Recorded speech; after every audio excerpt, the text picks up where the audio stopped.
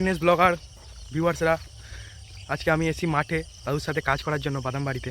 আজকে তোমাকে দেখাবো বাদাম কীভাবে মাটি থেকে তোলা হয় এবং ঝাড়া হয়।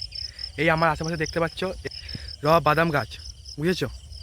আর এইখানে হচ্ছে সেই বাদামগুলো তোলা হয়েছে, মানে মাটি থেকে উবড়ানো হয়েছে।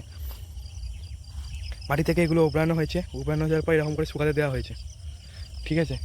এবার সেগুলোকে শুকিয়ে বস্তায় ভরা হচ্ছে। বস্তায় ভরে আমরা অলরেডি রেখে দিয়েছি। এটা হচ্ছে আমরা বস্তা, দাদু হাই করো, হাই হাই বাই বাই। হ্যাঁ, আমরা বস্তায় ভরে রেখে দিয়েছি। এটাকে নিয়ে আমরা গিয়ে বাঁধে তুলবো, ওখানটায় ওটাকে বাঁধ বলে, ওখানটায় তুলবো। গাড়ি আসবে, গাড়িতে এবার দেখাবো কী করে বাদাম ঝাড়া হয়, ঠিক আছে? তোমরা দেখতে থাকো। এই যে বস্তাগুলো আছে ভরা কেটে, ওই যেগুলো কাজা আছে, এগুলোকে এবার মাথায় করে আমরা তুলবো, ঠিক আছে? এই আমার একটা দাদু চলে এসছে, ঠিক আছে? এটা আবার মাথায় তুলবো। দাও দাও, ধরো ধরো, ভীষণ ভারী আছে।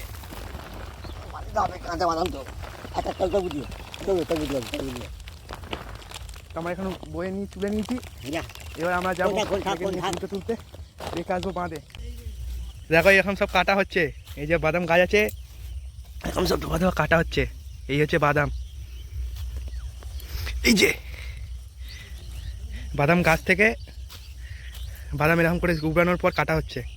আমাদের মামিমা কাটছে, ঠিক আছে? আমরা এখন সব বয়ে বয়ে নিয়ে আসছি। তো আমার দাদু এখন নিয়ে আসছে, দেখো আমি নিয়ে চলে এসেছি, আমার দাদু নিয়ে আসছে। এখানটায় আমরা রাখছি যাতে বাদামের ঝাড়ার মানে বাদাম মানে আলাদা হওয়ার গাছ থেকে গাড়ি এসে করতে পারে। আমার দাদু রাখছে এখানটায়, আমিও রেখেছি, দুটো মিলে রাখছি।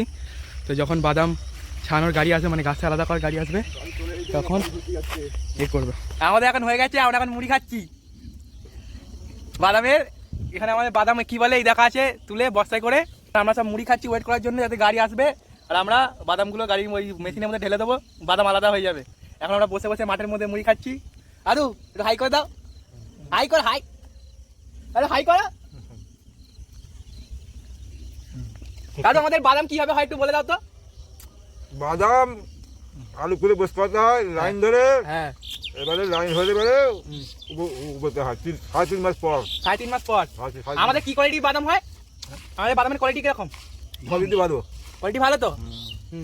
কোয়ালিটি ভালো। এটাকে নিয়ে আমরা ছানার পর আবার কি করবো? মহাজনকে বেঁচে দেবো। মহাজনকে বেঁচে দেবো তো? হ্যাঁ, মাঝে বেশি দেওয়া হবে।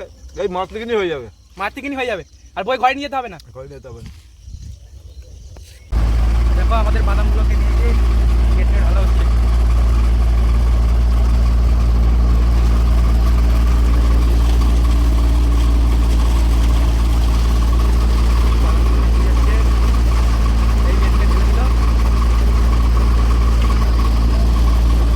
এখন আমাদের সব হয়ে গেছে,